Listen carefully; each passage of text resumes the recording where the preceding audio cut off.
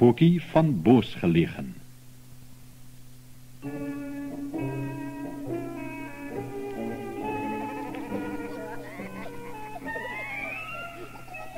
Lang gelede het 'n gelukkige spookgesin in 'n spookhuis in die middel van 'n donker woud gewoon. Die naam van die groot, deftige ou spookhuis was Boosgelegen. Daarnaby was daar 'n paar kothuise en 'n kerk. Dit was die stilste, eensaamste dorpie in die land. Daar was 4 spooke in die gesin. Mamma en pappa spook, Spookie en ouma Kreun. Ouma Kreun het gedurig spinneraksokkies vir die gesin gebrei en mamma het gobbelpastye gebak. Pappa het die hele dag geslaap. Eers om middernag, wanneer die uile hom wek, het hy begin werk. Dan sweef hy deur die mure, sommer dwars deur, en klim op sy spookkoets met 4 swart perde. By die kruispad staan hy heel nag en gil, terwyl hy sy kettings rammel. Die koetsier, 'n koplose geraamte met 'n pluiskuil, is meneer Gebeente. Eendag vra Spookie vir sy ma: "Mamma, wanneer kan ek gaan spook soos pappa? Ek wens ek kan op die kruispad gaan staan en schil." Maar mamma spook antwoord: "Jy's glad te klein, Spookie. Jy weet nog nie eens hoe om te gil nie. Toe, eet nou jou gobbelpastei." "In my jong dae het niemand ooit gaan spook voordat hulle ten minste 10 jaar oud was nie," seur ouma Kreun. En sy brei dadelik nog 'n spinneraksokkie. Daardie aand sit Spookie in sy wit naghemp voor sy slaapkamer spieël en probeer om soos 'n uitgegroeide spook te gil. Maar al wat hy kan doen is piep. "Ag nee, ek sal seker nooit 'n behoorlike spook word nie," dink hy. En hy besluit om sy vriende se hulp te vra. Die volgende aand gaan kuier hy by Huil die uil, wat in die kerktoring woon. "Ja, ek sien jou probleem, Spookie," sê Huil. "As ek huil, kan dit jou dalk help. Ek kom vanaand Boosgelegen toe, dan probeer ons." Daarna vra Spookie vir Karlof, die monsterkat, wat gaaf maar baie lelik is, om te kom miau en huil. "Seker," sê Karlof, "ek sien jou vanaand." Toe gaan soek Spookie vir Callie, die onsigbare muis.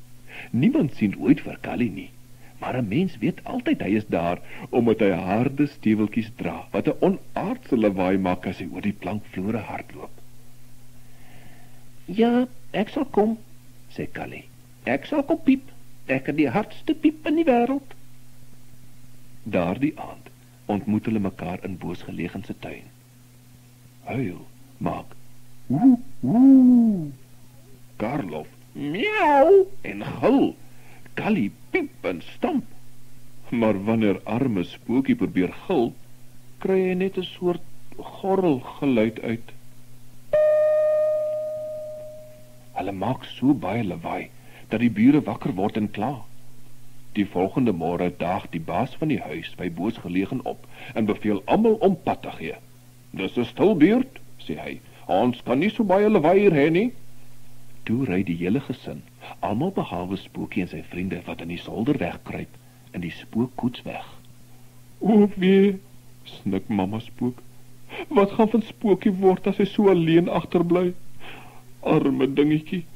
Hy's dan nog te jonk om te gil."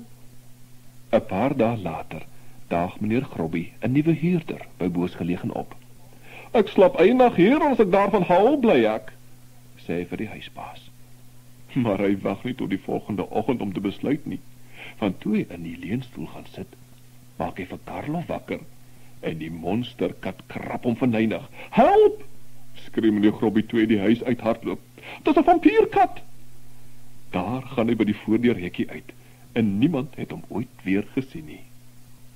Die volgende dag bring die huisbaas ou meneer en mevrou Gom daarheen.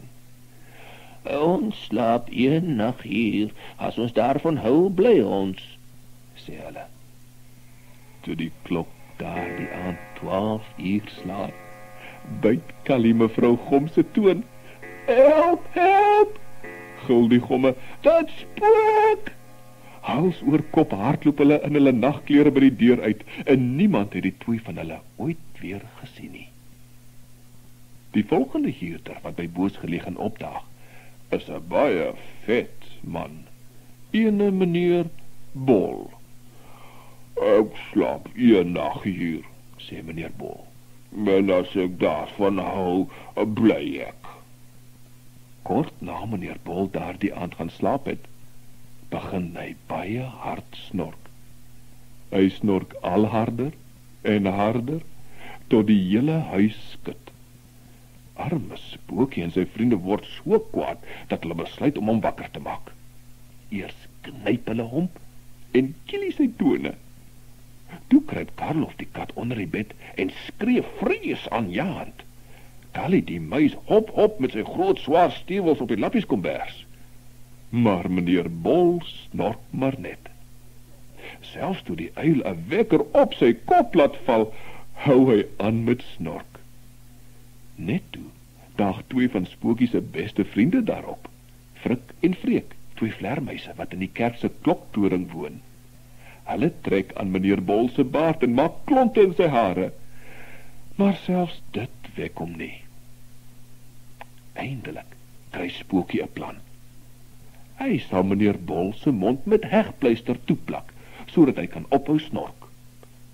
Maar in die medisynekas kry hy geen hegpleister nie. Hy kry wel 'n groot doos pille.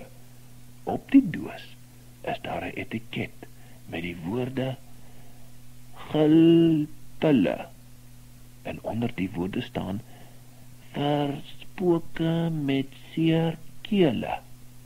Spookie sluk 'n pil weg. Skielik, piep, hy hard. Hy neem nog 'n pil en ontdek dat hy kan skree. En toe hy die derde pil ingesluk het en sy mond oopmaak, gil hy verskriklik hard in meneer Bol se oor. Dit is die hardste gil wat nog ooit in Boosgelegen gehoor is. Dit is so hard, dat dit die plafon laat kraak en die ruite breek.